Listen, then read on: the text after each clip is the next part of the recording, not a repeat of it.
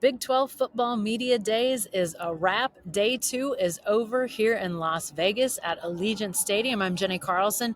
My coverage of Big 12 football media day is brought to you by Visit Stillwater. They've got all sorts of information. If your team is headed to OSU this year and you're following them, you're going to want to go to visitstillwaterok.org for all your game day information. Well, day 1 was a lot about the Cowboys, but day 2 was a lot about these guys, the Colorado Buffaloes. Yes, Coach Prime, Deion Sanders, and his Buffaloes were in the house. Now, it was interesting. Travis Hunter, the super talented two-way athlete, was supposed to be here, but he did not make the trip, and I did never hear any explanation as to why he wasn't here. But Deion was here, as well as two of his sons, Shiloh and Shador, the safety and the quarterback. Shador, the first team all-conference preseason quarterback. So definitely some star power, not just with the head coach coming from the Buffaloes, but this was a day that there was a huge media contingent always seemingly following Deion Sanders around Allegiant Stadium here. So it was interesting to see him maneuver through interviews, through the crowd, through the different scenarios that play out at Big 12 Media Days. Now, a year ago when Colorado, he made his debut at Colorado, he did not attend Pac-12 Media Days because of a health issue. So this is the first time as a head coach of a Power 5 program that Deion Sanders has attended one of these conference media days. He was very effusive in his praise of the league, loved on Commissioner Brett Yormark, as well as numerous coaches in this league. Mentioned Joey McGuire, who was actually the high school coach of Deion Sanders' oldest son when they were in Dallas, and a really weird connection there that the Texas Tech head coach would have been the high school head coach for Deion Sanders' oldest son, but there you go. So Deion mentioned Joey McGuire. He also shouted out Mike Gundy for the great job that he's done at Oklahoma State. So a lot of really positive things that Deion Sanders had to say. And then he was just himself. That's generally what has made him such a favorite of fans, players, recruits, even media. He just speaks his mind, and that's what he did on a variety of issues. Obviously, Media Day is one of those events where lots of interviews happen, so you don't see everything. You can't possibly see all the interviews of all the people involved, but Deion Sanders asked about a wide variety of subjects, including his team after last year. Such a great start by the Buffaloes after, an abysmal stretch pre-Deion Sanders, but then they fall late in the year, really struggle, and lots of questions about, can this team improve? Why will it improve? Obviously, they've got some great skill position guys, but their biggest problem last year was their offensive and defensive lines, although offensive definitely of a higher concern than defensive.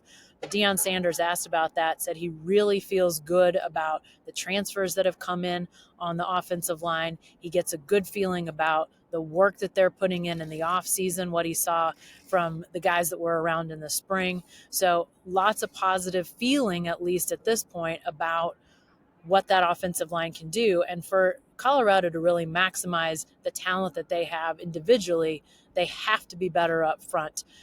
Shador Sanders being sacked 56 times last year as the Buff starting quarterback. So really something that cannot be sustained if they want to have any chance at succeeding in this league. But Colorado is a team that holds a lot of intrigue both on and off the field. This is a league that's had a lot of parity. There's a lot of other teams that are expected to finish higher than Colorado will in the league this year, whether that's Oklahoma State, Utah, Kansas State, Arizona, Kansas, just a lot of teams that have a lot of reasons to like what they're bringing back. So Colorado is going to have a tough road to gain traction in this league, even though it's different than the Pac-12 that they were in a year ago. They had some really quality teams at the top. This is a league that can really challenge you top to bottom. So how do they respond in their first year? That's going to be a big question. But they weren't the only story today. Biggest story, but not the only story. A couple things I saw that were really fun. UCF showed up, their players did, all wearing tuxedos, different kinds of tuxedos. One included a pink jacket. Another was an all white look.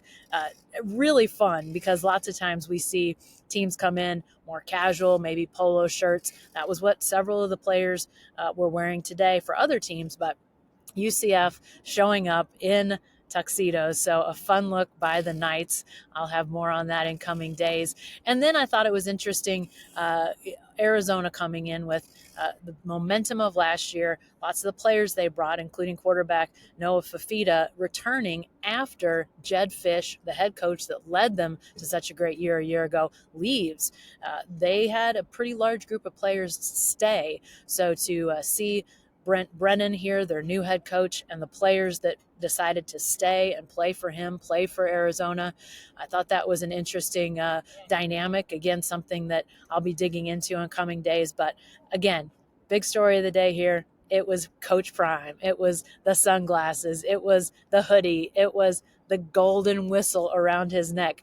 Just lots of stuff to see, and it'll be definitely interesting, like I said, to see what those guys can do on the field this year. Again, a big thanks to Visit Stillwater, my founding sponsor of coverage for Big 12 football media days. I'll continue to have more, even though I won't be here after today. I'll continue to have more from interviews that I gathered and stories that I want to tell. So be sure to keep following on my YouTube channel, subscribe if you haven't, and my Substack, Jenny Carlson's Beyond the Box Score. If you go to jennycarlson.substack.com, you can subscribe even for free.